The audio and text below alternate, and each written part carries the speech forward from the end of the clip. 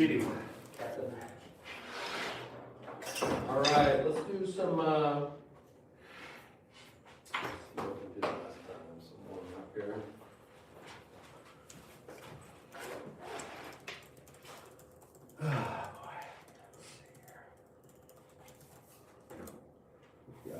We did Gene Krupa, Funky Wheels, and some church charts. Church charts, yeah. All right, let's do, let's do a setup, and we're gonna do it every 4 bars. I think we did this last time. And we hit the and of 4. We hit the and of 4, right? 1, 2, 3, 4. Dang. Yeah. Right? Let's do this. Let's hit beat. Well, let's just, we never really did 1, honestly, actually, so let's do 1. Now, there are 2 different ways you can do beat 1. You can do it on, I'm gonna start playing here again. Dang it. Oh, it's not. I hate this. It's this thing right here. For some reason, when I use these non-proprietary non-Apple things, they just automatically doesn't do that with the regular Apple one. So 2 ways you can hit beat 1. You can hit it on the first beat of the 4-bar phrase. This is just as an exercise here. In reality, it could kind of be wherever you want it. I mean, it could be in the middle of a 4-bar phrase, but for our purposes, we're going to do it either at the beginning or at the end. I've never really reconciled which one would be better to start with, so we'll do both of them.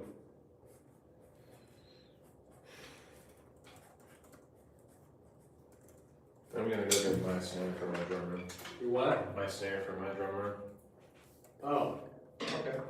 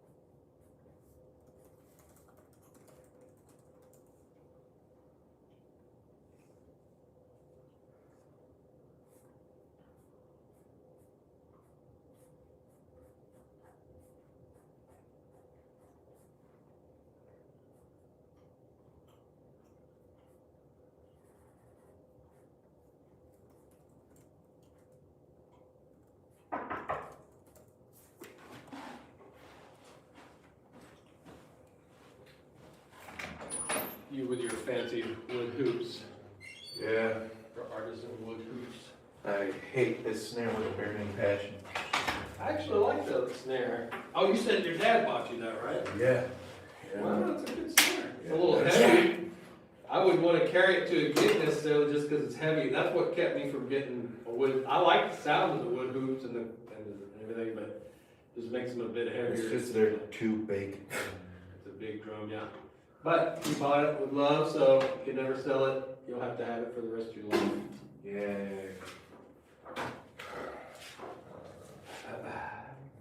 And I'm gonna have to get a new stand for it. Which is easier said than done. Some people say those wood hoops change the sound of the actual drum, and some people say it doesn't. I don't know. I haven't really had enough experience. I know they definitely better cross stick sound, like a better like, you know, Yeah. with the cross stick. Jotham, you wouldn't happen to have Gorilla Tape on you, would you? Have a what? Gorilla Tape? There's Just probably for some tape muting. in here. Is there any tape in that drawer there? Right here? Just for moving it. Fucking that. Pull up that drawer. You trying to muffle it or something? Yeah. Nah, don't worry about it. It's fine. Nope. How you play it. Drum don't even matter. Shoot, I can play a beat up kid's drum set and make it sound the way I want it. That and I need to tune the living hell out of it. All right, so here we go. We're gonna hit end of 4, end of 3, end of 2.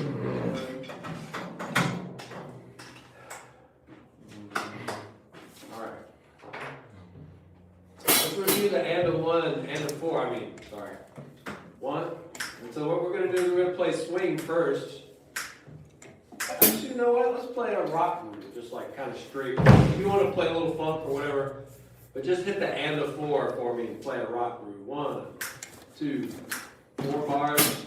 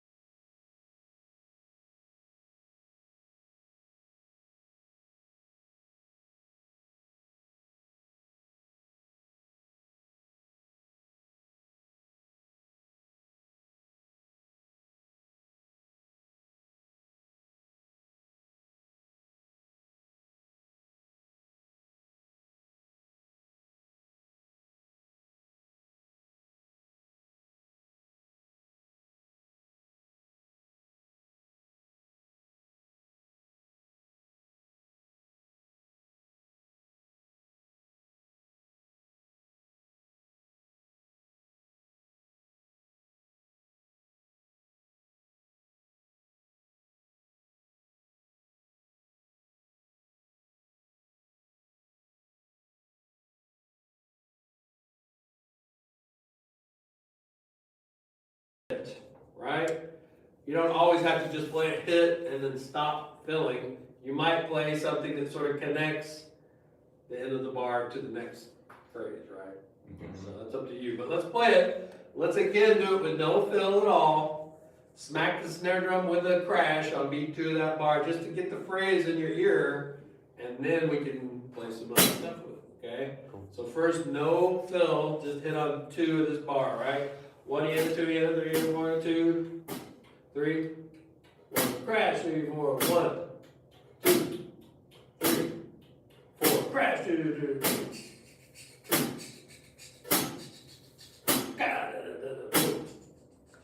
Let's slow it down a little. 1, 2, and 3.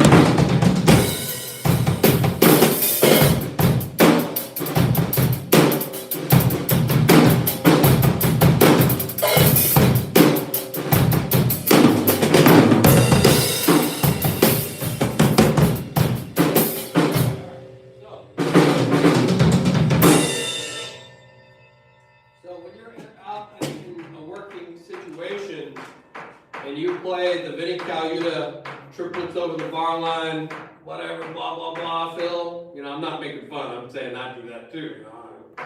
I've done exactly that. And you miss the hit, then the whole fill, no matter how cool it was wrong, right? Doesn't matter how cool your fill is. And I would say that even if it's a great fill that you can pull off and that you even hit the hit, there are musical occasions where you don't want to do that anyway. You know what I mean? If you're in the middle of a love song or somebody wrote some ballad or something, if you're in the middle of, say, a power funk groove, maybe that, you know, that's fine. You have to sort of use the context of what you're dealing with, right? You can't just always pull out the chops. I know we're in drum class, that's sort of the tendency, but what's more important is to play a big meaty feel that lands right, okay? If it were me, I would probably do this. I'd probably play a double stop fill on beat 4. 4 and a 1, bang. I go, bang, and the entire band will know exactly where it's at. And probably hit hard because they know where it's at, you know what I mean? It's gonna give them the confidence. You sometimes you gotta like be the quarterback of the team. And that means sometimes you don't always throw the pass, right? Is this a good analogy? I don't know. Are we sports people? I'm not.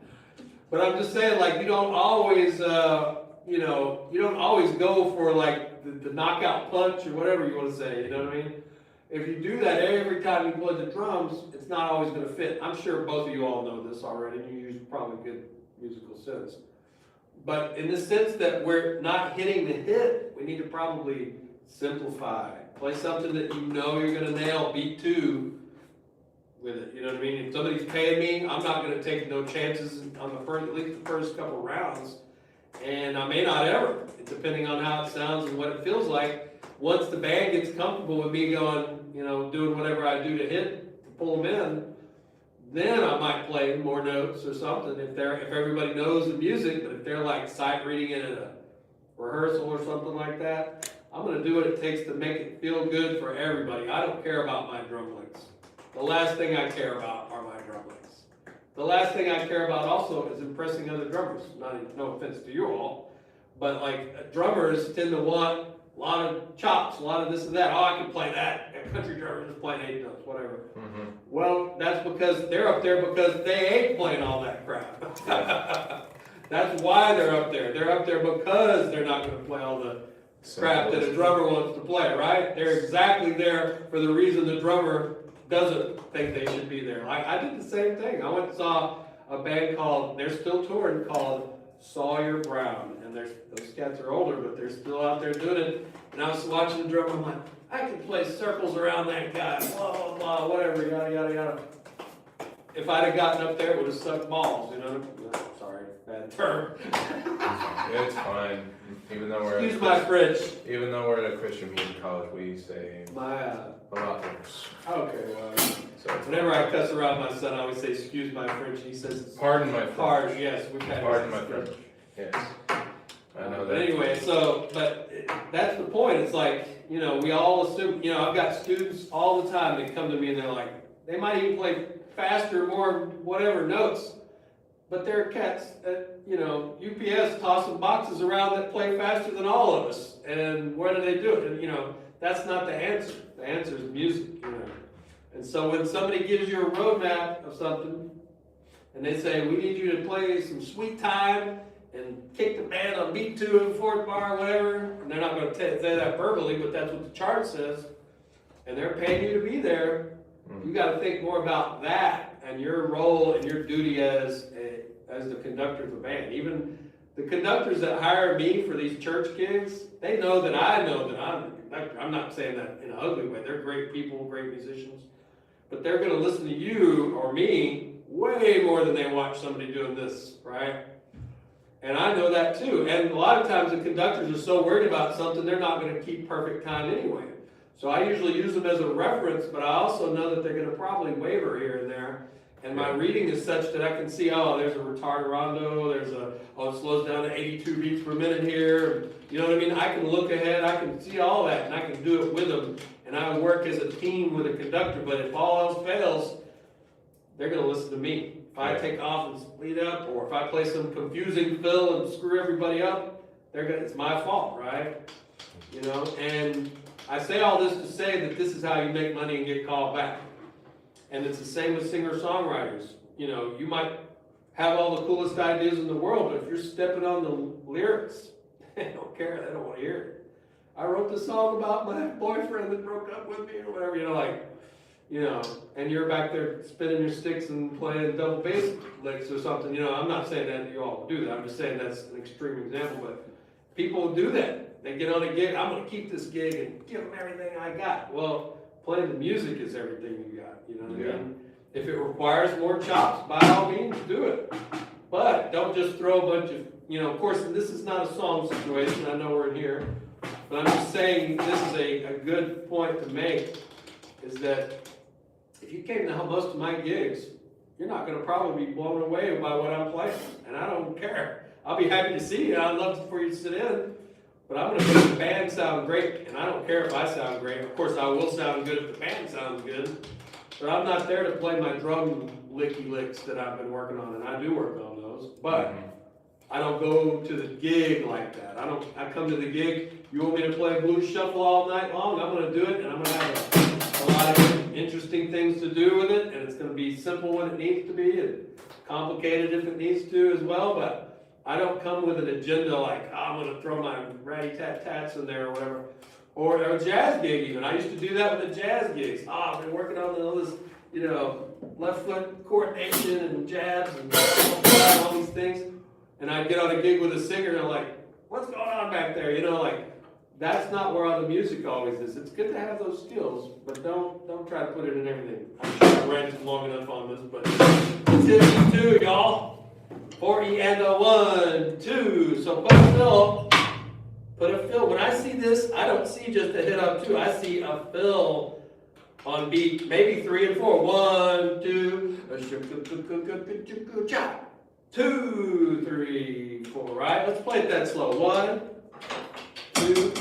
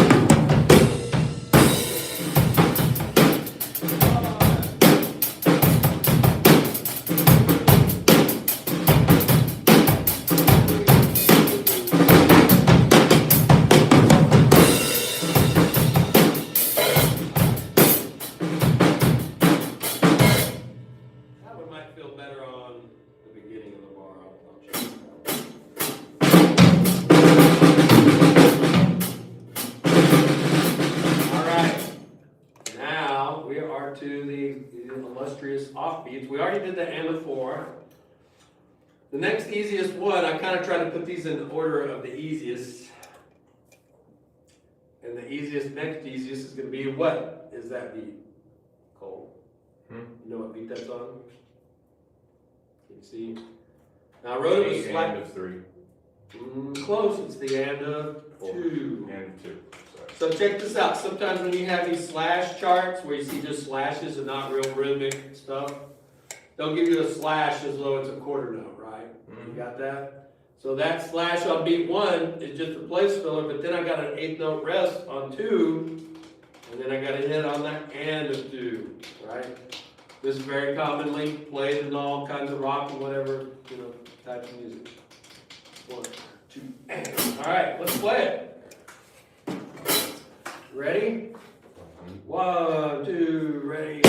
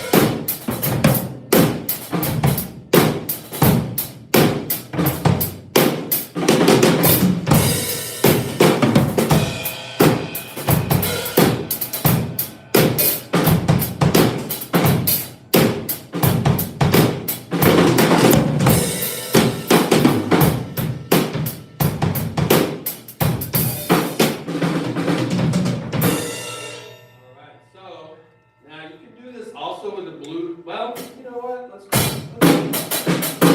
do a few of these with the blue shuffle. Kicks. Let's go back to the and 4. We're gonna go 1, a 2, a 3, a 4, a 2, a 3, a 3, a 4, a 3, a 2, a 3, a 4, All right, 1, 2, 1.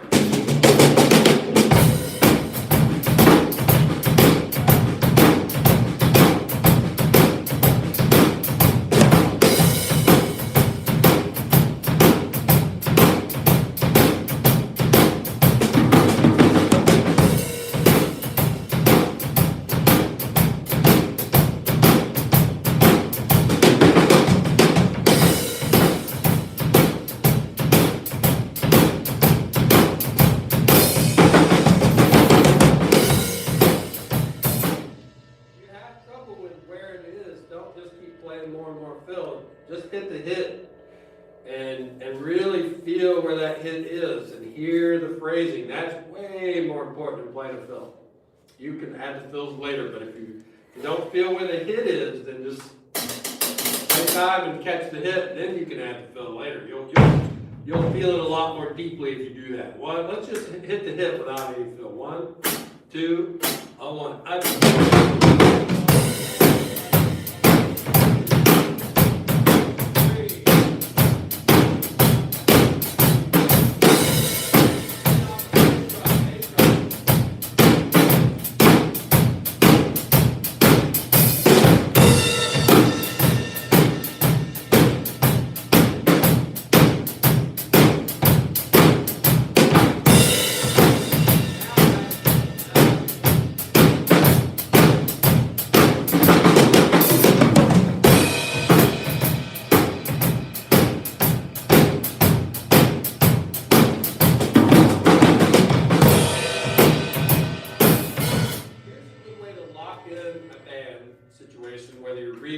not reading or whatever.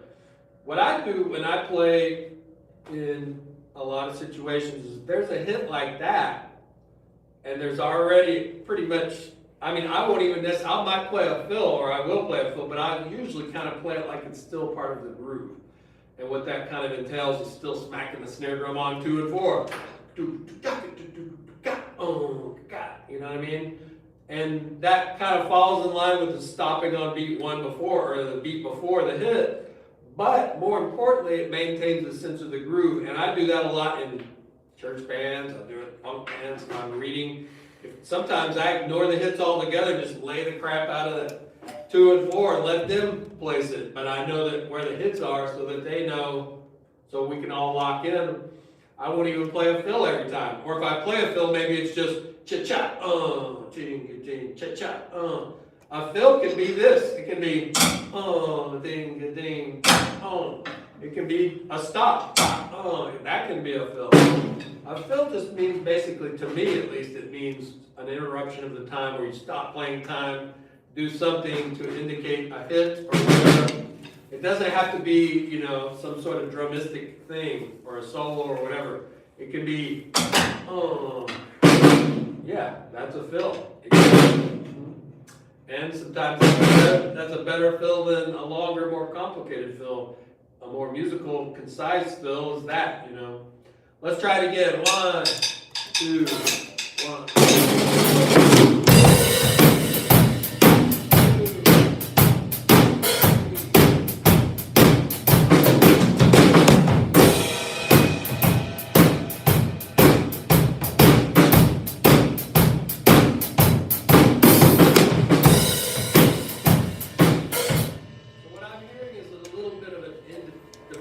Undefined thing with both of us. Sometimes not, you know, when you just play fill, and it sort of just kind of not tapers off dynamically, but just doesn't have a definitive rhythm to it that's easy to discern, and then it's like a crash out of nowhere. It doesn't feel as solid, you know what I mean? So you want like or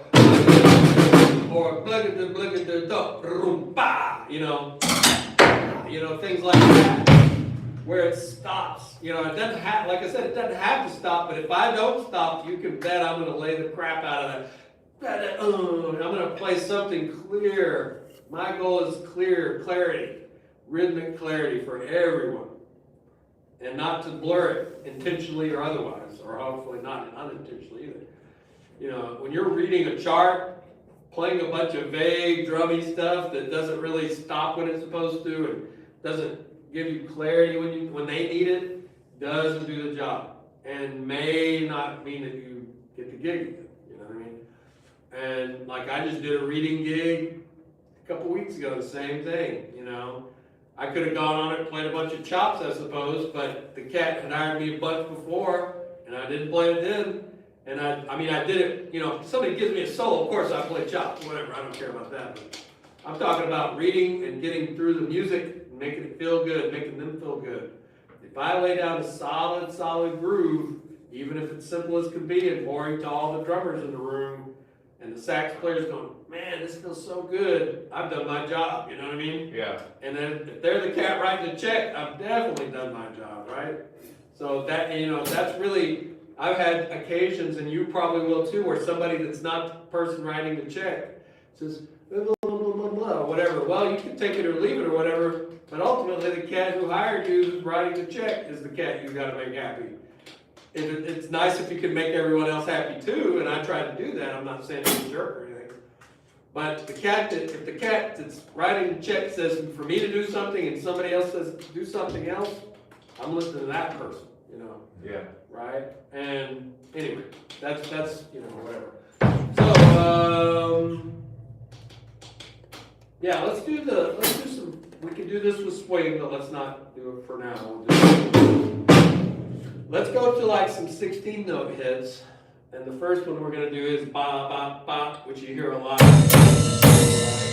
Actually, you know what? Let's do this one.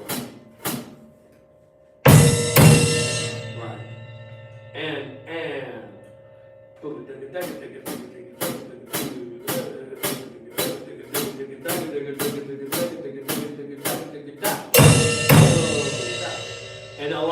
sometimes what I'll do is to keep in line with what I was saying is I'll put a snare right there because it feels good, you know. I'm not saying 100% of the time I do that, but if I'm reading the first time with a big band or something, or a jazz big band or a church big band or any kind of thing where I'm gonna smack the crap out of the song. Dang. It feels good to them, right? Now later on, maybe I'll make another decision, you know, that's not that, but all things being equal, I'm gonna probably still play the backbeat on there, okay? Here we go, 16-note funk. 1 in, 2, 1, 2.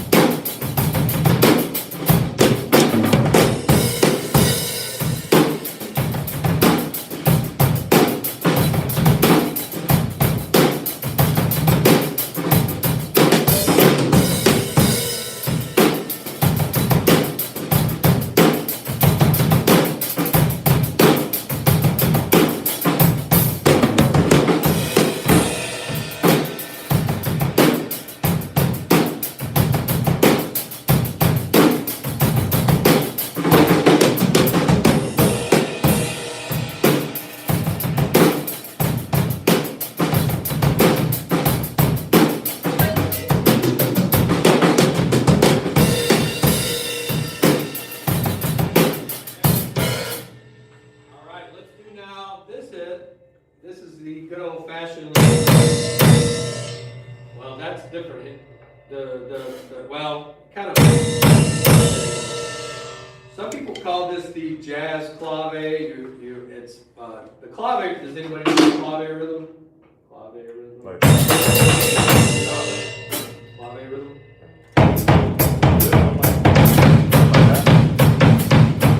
That's the 3 side of it, but you'll know when I clap it, I'm sure it's.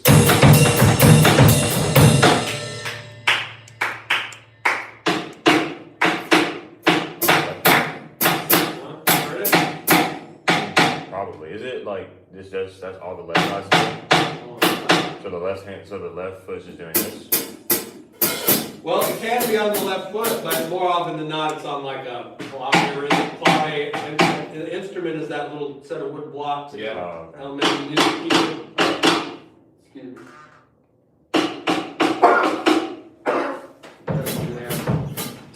Anyway, so check it out. If you ever hear something, you all know the Bo Diddley beat. Did I show you all the Bo Diddley beat before? No. It sounds familiar, but I don't remember. I think it'll be next semester, probably on your lessons or whatever. But Okay. it's this rhythm. It's the clave rhythm. It's from New Orleans, but New Orleans, the people don't realize that it's got a lot of Latin influence. In fact, a lot of people think some of the major rhythm things there, it's a product of all it's African, Latin, and European, and French, and blah, blah, blah, all that mixed together. But the rhythm of a Bo Diddley beat is the clave rhythm. It's but you swing it.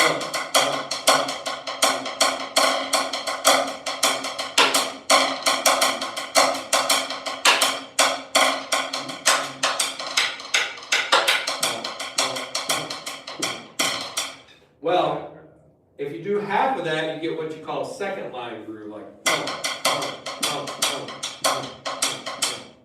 So I'm just doing the 3. Clave is called 3-2 in that setting. 1, 2, 3. 1, 2, 1. So if you just do the 3 side of that in New Orleans, they call that a second line groove.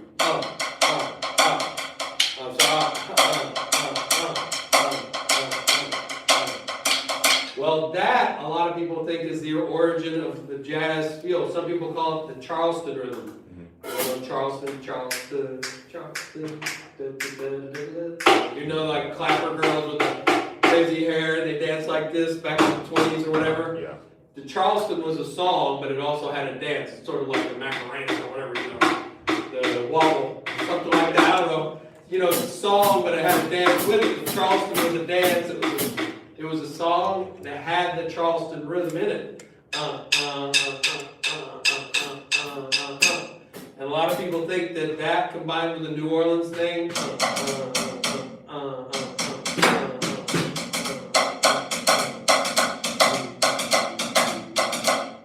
so what you get in jazz is you get a lot of that rhythm, and some people call that the American clave, or the jazz clave, whatever you want to call it. All that to say is we're going to hit that hit right now, but we're not going to swing it. We could swing it though, but we're going to go. Right, if you start listening for the clave, you'll hear it all over the place. Half of it, the one, or the 3-2 as well, or the 2-3. It could also be 2-3 like. But the low diddly rhythm is always 3-2s.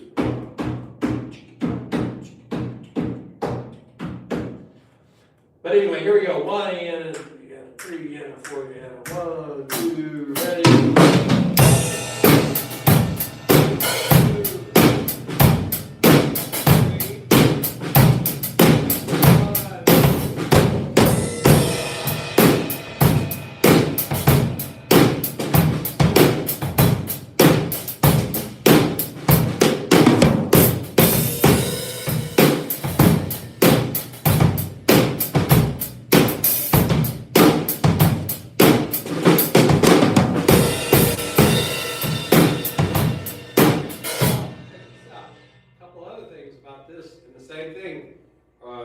Similar is that you can still keep the backbeat on this. So I would go like 1, 2, if I, right.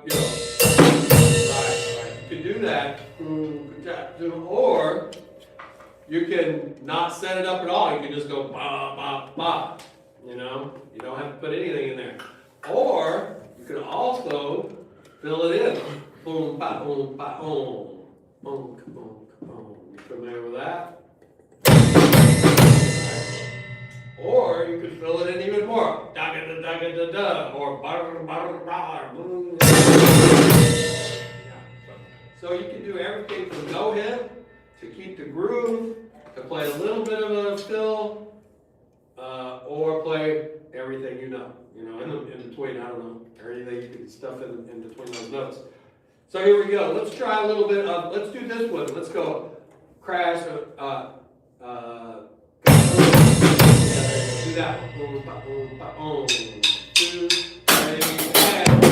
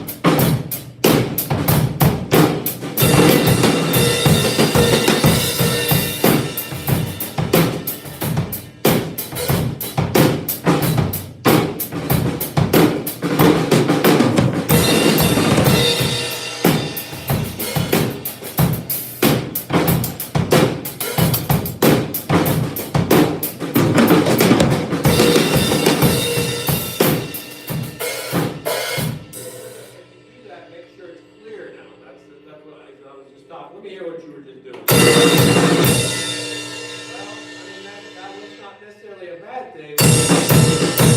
If you're in a big group trying to read a bunch of stuff and the drummer does that, it's a little bit more hazy than going bobbity bobbity bobbity or whatever, Yeah. So just bear that in mind. I'm not saying don't do it. There's a time and a place to do that kind of sound. I mean, it's all just music and sound waves, so there's not really like rules. If anybody tells you there's a rule other than just obvious common sense things, there's usually an occasion to break that rule, in most cases.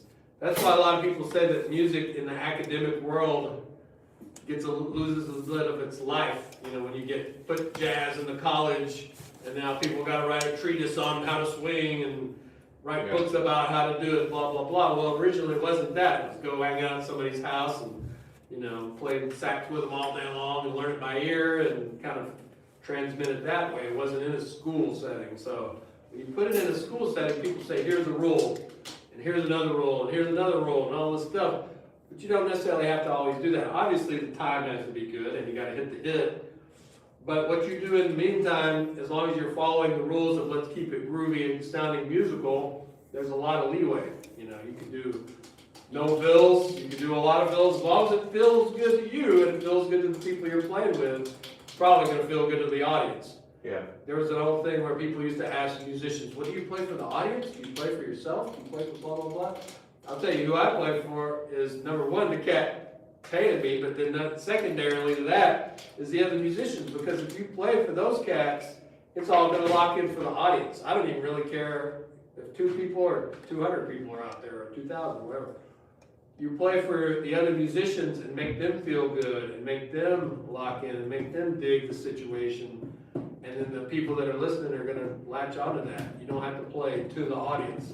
I play to the other cats and make sure they're making sure they're doing their job and it feels good to them, you know? So that's my secret. I don't even get nervous, honestly, unless I might get more nervous for, say, another musician that I'm playing with than I would the audience. You know, half the time the audience may or may not know what they're listening to anyway. You know, I don't know if it sounds good or bad to them in a vague way, but they're not, you know, unless you're playing for musicians, which are, you know, might be nitpicking what you do, but what you're going for is a good vibe for everybody to feel good about their music. When I come out of a jazz gig and I've made the sax player feel like he played a great solo, I feel like I've done a good thing. You know, I don't care about the way I sound as much as the way he sounds, you know, or she or whoever. All right, so let's do this. Let's check out, I don't know, does anybody have a charger? For what kind of charger do you get? Lightning port. I don't have that type. I think I have it out in my car. Let me run and go grab it, because I wanted to watch a little bit of some. So last time we watched like swing era drummers. Yeah. Yeah. I want to watch some like some bebop era drummers. I'll be right back.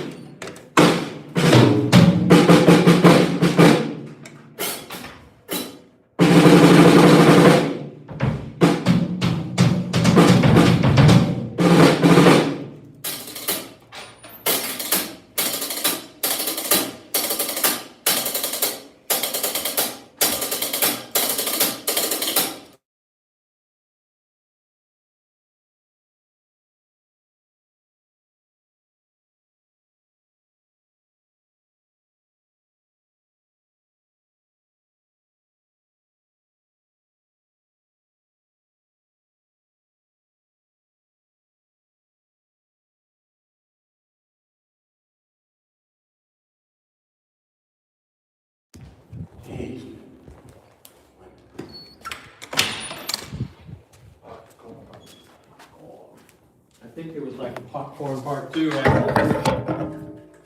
That would not surprise me.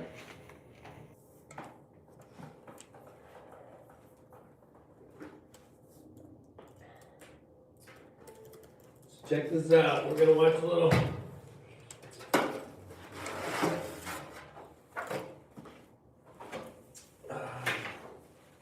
Where's the best place to put this?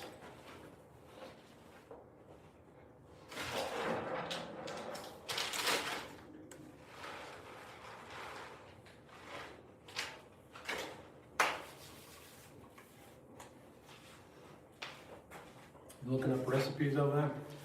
No. I can see it from there, so I guess I'm fine right here. I can see it from right here, so. Well, he needs to see it too, so pull the chair over there.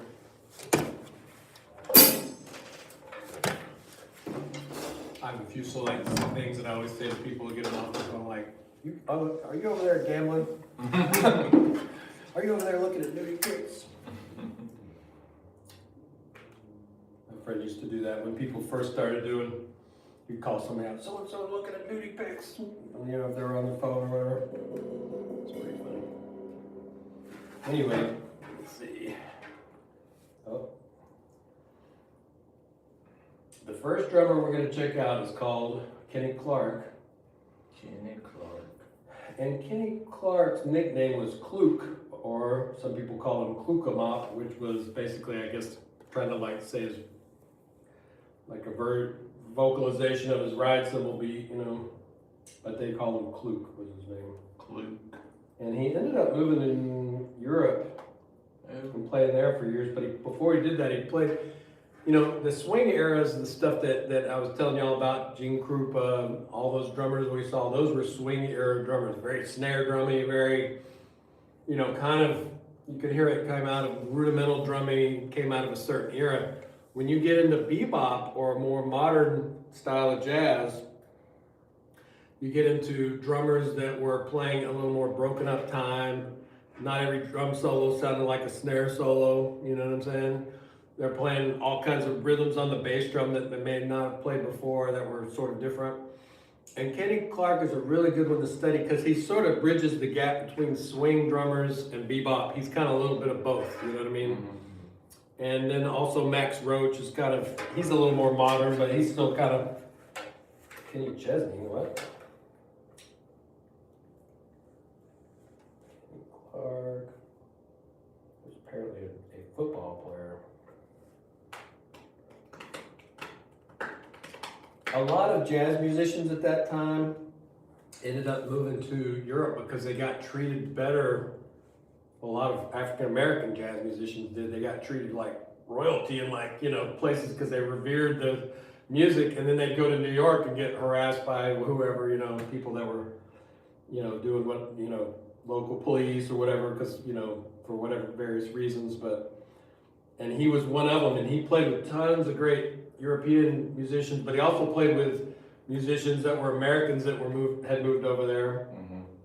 And just a great player, but I can't.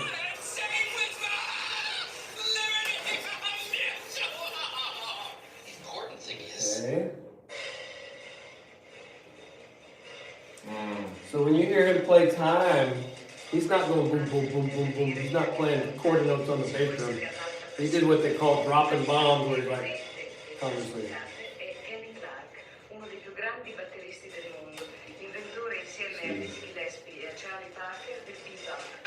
Oh yeah, he played with Charlie Parker too.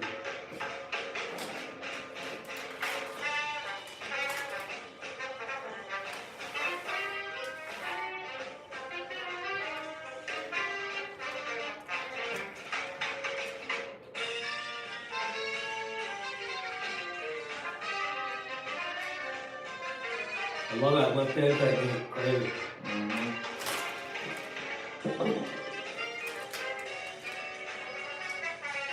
Sort of got his fingers on top.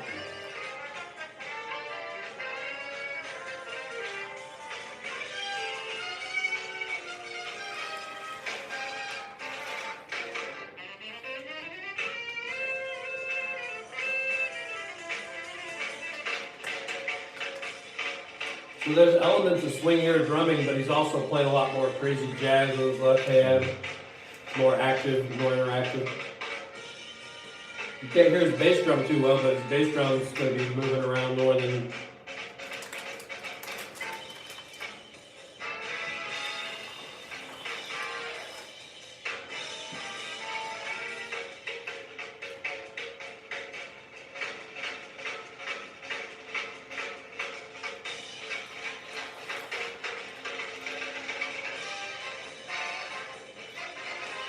All these cats had clean technique and knew their rudiments backwards and forwards.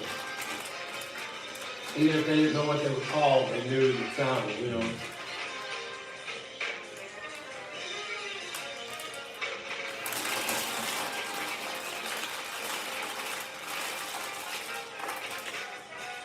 My old marching drum teacher would have a heart attack if he saw that left hand, but it sounded beautiful.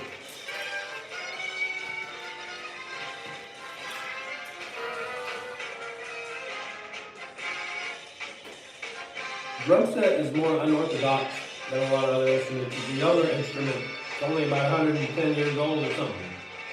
And so the technique is whatever we want it to be to make it sound right. You know, it's not like the violin where there's like schools of violin playing, you know, and Russian style piano versus, you know, whatever else.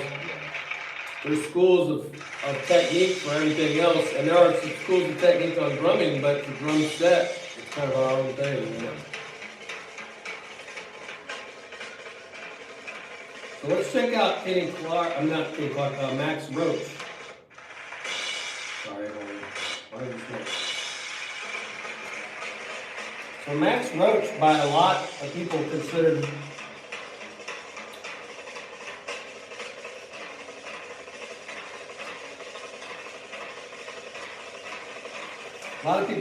Max Roach to be the technician of that time. And he did play some pretty damn crazy. He had a famous solo where he just did hi-hat solo, and there's also another solo that was famous where he did, it was called The Drum Also Waltzes.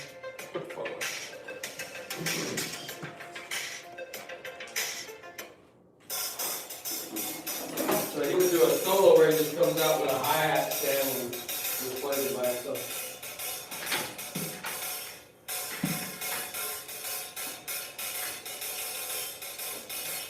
He also did a lot of stuff with other drummers, and he also did stuff like one of the first guys that did stuff with hip hop people back in the 80s, like an album of let's go by here.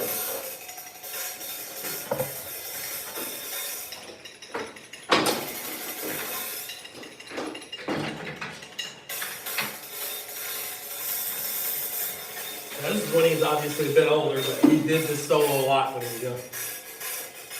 He also had, you see how he's got a smaller cymbal on top than on the bottom? Yeah. A lot of people did that because it gives you more of a chick, louder chick, and a little bit different tonality. And some manufacturers even sometimes will do that, you know, like, not very common anymore, but it used to be more. Kind of eats up your sticks though if you play a lot of hi-hat. So anyway, there's that. He also had a band called M Boom, which was a bunch of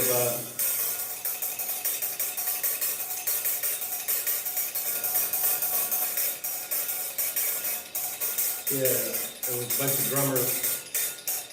Oh, there's a documentary about him. Okay, yeah. Drum Also Waltzes.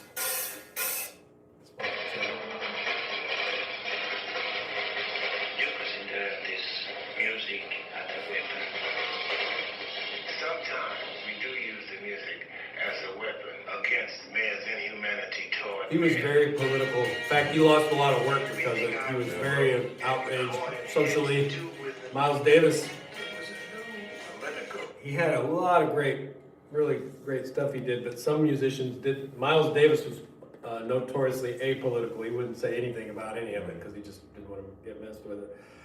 There's a story about him coming into Miles. He wasn't playing the gig, but he came to Miles's gig and came with a bunch of protesters. And they got on stage and had signs and da-da-da-da.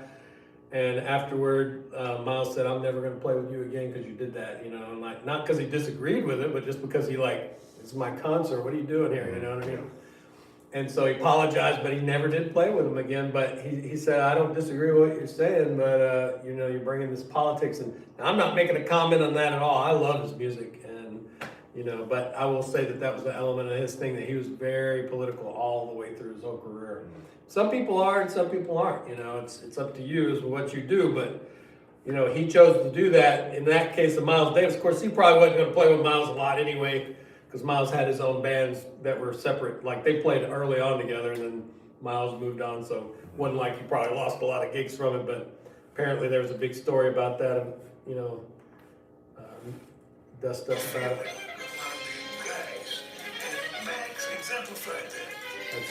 That's Sonny Rollins. What the music is going to be in every decade. He was never resting on his laurels. Max and those guys were always about that new and that next thing. He made us all understand there are no boundaries.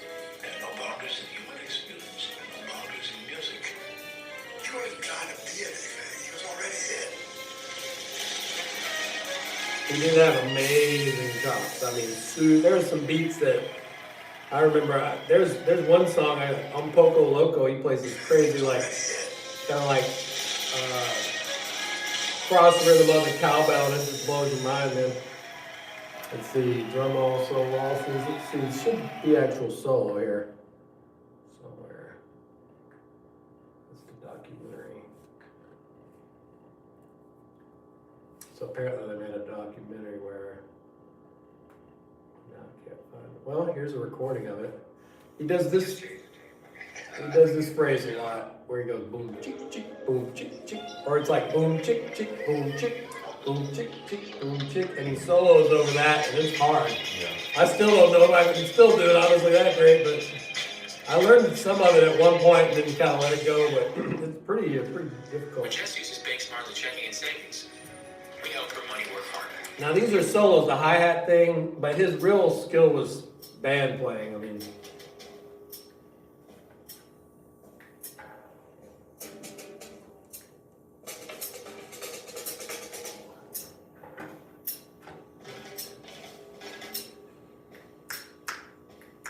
That's a waltz.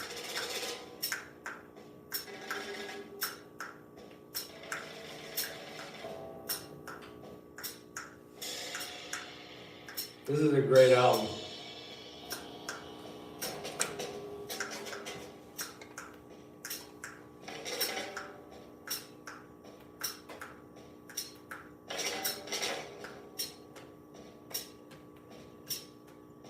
There's another one called the Freedom Now Suite. His wife, he was married for a while to Abby Lincoln, who was a singer. And they had a beautiful choir thing, and it was like this political thing, you know, but she was very political as well, so they did this one called, I think it's called Freedom Suite or Freedom Now Suite. I have it on CD in my archives, deep in the archives at the house. I never bought this album, I need to get that. I guess I don't have to get it on YouTube. But anyway, there's a bunch of transcriptions of it, and their versions of it. But so check this out. Now, here's another drummer named Roy Haynes. Now, Roy Haynes is in my top 3. I love Max Roach. I love Kenny Clark. But I have 3 jazz drummers that are in my Mount Rushmore or whatever. Yes. And Roy Haynes is one of them.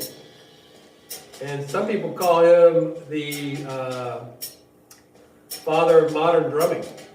And, I mean, he lived up to about, I don't know, he was 90-something when he died. He only died like 3 or 4 years ago.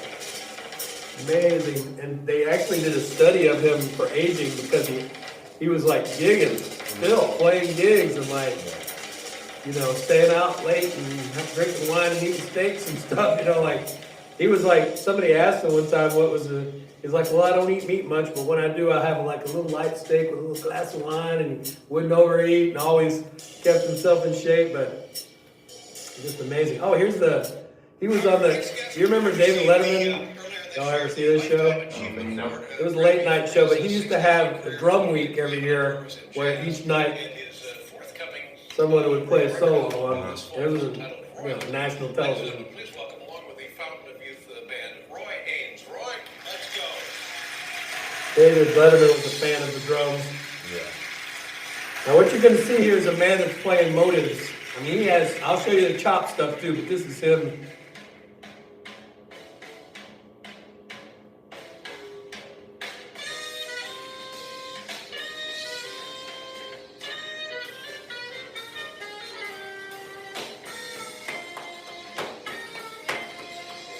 Picking at your feet, boy. Come on. Go wash your hands. I do that with my sons. Go wash your hands. Nobody wants to see you picking at their feet.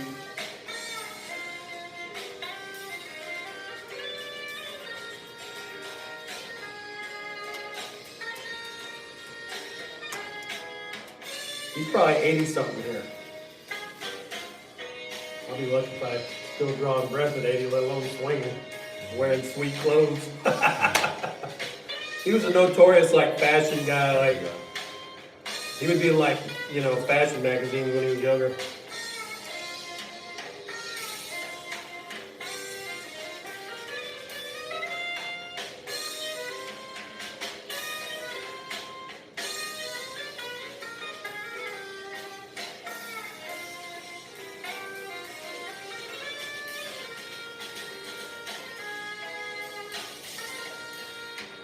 Dude's hipper than I ever was, and I don't think I ever had a day in my life where I was as cool as Roy Haynes.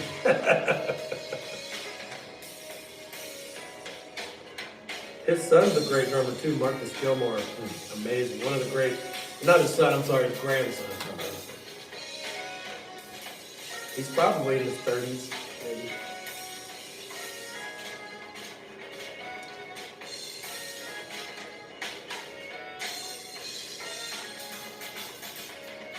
That's what it says.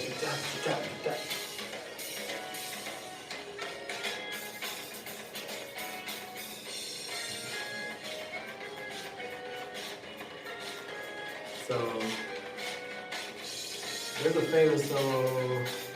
Here it is. Year-round pet This wellness is one of my is favorite a solos healthy it is. wellness bundle. Now, It's I actually like his probiotics time playing and and his group playing astaxanthin. way more than I like his solo. I love his solos. I mean, this is a famous solo here. Fantastic attitude. Proud of that. And he knows the special for me. What I liked about Roy's sound was, he knew how to tune the drums in a very special way. And he had a real touch, I mean, a touch on the instrument. Let me pause this and get it hooked up so you can really hear it. This isn't the best version of this. I mean, it looks a little grainy.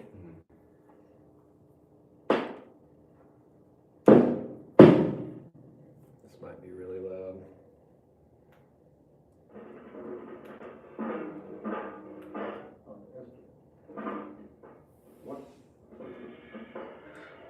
Roy has a fantastic attitude, a positive attitude, and he knows what he does, especially for me. What I liked about Roy's sound was he tuned the drums in a very special way, and he had a real touch. I mean, a This touch. guy is one of the baddest cats ever, too, Jack Disney.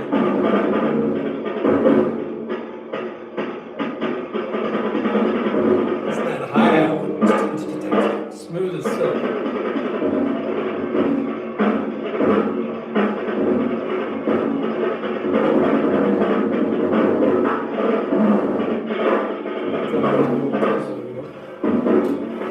This is a bad recording of this. It should be clearer than that.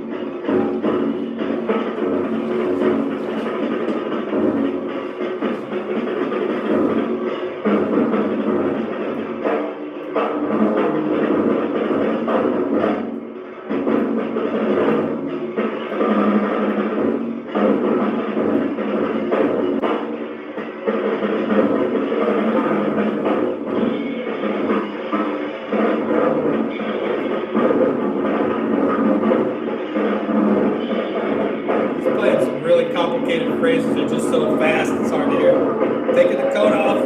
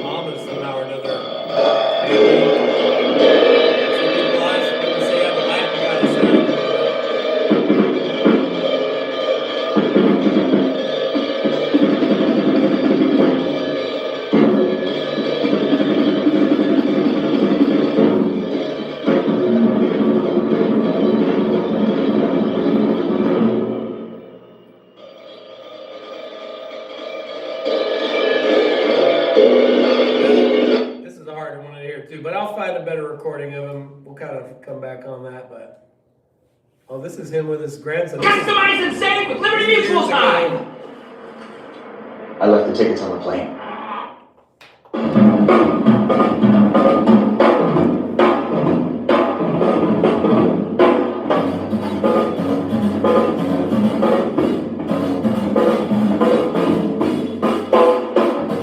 This guy's like 30 something now, or maybe 40, I don't know. He's a bad dude.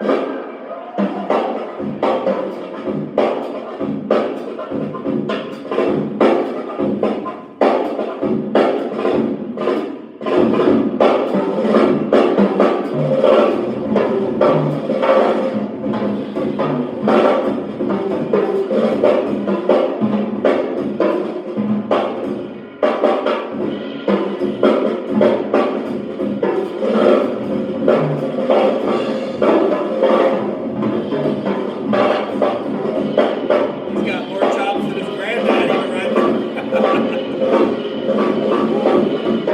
He's probably a teenager there still.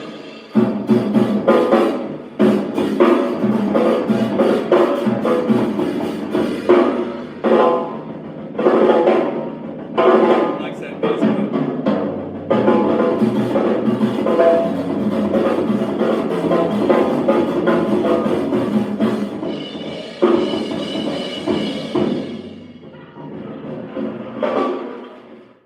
So check this out. I mean, I know we're done here, but check out Marcus Gilmore, y'all. He's got one of those Zildjian Days live. Oh God, he's killing it.